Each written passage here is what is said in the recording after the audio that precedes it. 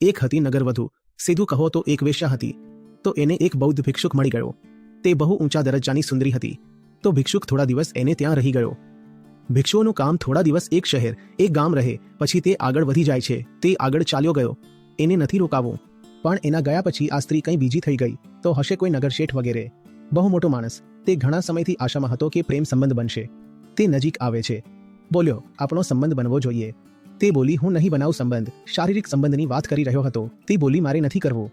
તે વ્યક્તિનો ભાવ થોડો વધારે ગાઢ થઈ ગયો હશે. તે બોલ્યો, ઠીક છે, હું તારી સાથે લગ્ન કરવા તૈયાર છું. તો તે બોલે છે, નહીં, તારી સાથે લગ્ન પણ નહીં કરું. તો તે ઉકળી ગયો, ક્રોધિત થઈ ગયો એકદમ. બોલે છે, કેમ નથી કરવા? તારી જિંદગી શું છે? ઠીક છે, રૂપિયા પૈસા બહુ છે, ઘણા તારી પાસે આવે છે, છો તો એક નગરવધુ જ ને. તો પછી એણે ભિક્ષુક વિશે કહી દીધું. હતો કોઈ, આવ્યો હતો, થોડા દિવસ રહ્યો, પછી ચાલ્યો ગયો. હવે એ જ છે મારા જીવનમાં.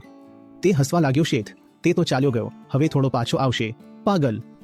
ભિક્ષુકોની આ રીત હોય છે. તે આવે છે, રોકાય છે, ચાલ્યા જાય છે. એ પાછો થોડો આવશે. તે બોલે છે, નહીં, એ જ મારો પતિ છે. તે વધારે હસવા લાગ્યો. કયો પતિ? કેવો પતિ? તે પતિ હોય તો એને બોલાવો.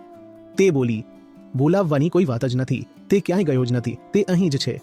તો એને ક્રોધ આવી જાય છે. હસી ગાયબ, પાગલ થઈ ગઈ છે. જેટલા પૈસા જોઈએ એટલા આપીશ. મારી પત્ની બની રહીશ, રાણી બનીને ઠાઠથી રહીશ. શું એ ભિક્ષુ માટે તું પાગલ થાય છે? તે જવાબ આપે છે. તે બોલે છે, મને એની વેશ્યા થઈને પણ રહેવું પસંદ છે, તારી પત્ની બનવા કરતા. Better his keep than your wife. સમજમાં આવે છે વાત? જેને સત્યની સુગંધ મળી જાય છે તે પછી કોઈ પણ હાલતમાં જગતની દુર્ગંધ સાથે સામંજસ્ય નથી બેસાડી શકતા. તે નથી, બસ એની સુગંધ છે. તો પણ તેની સુગંધ ભારે પડે તે બધી વસ્તુ પર જે તું મને આપીને મનાવી. લોભાવી રહ્યો છે.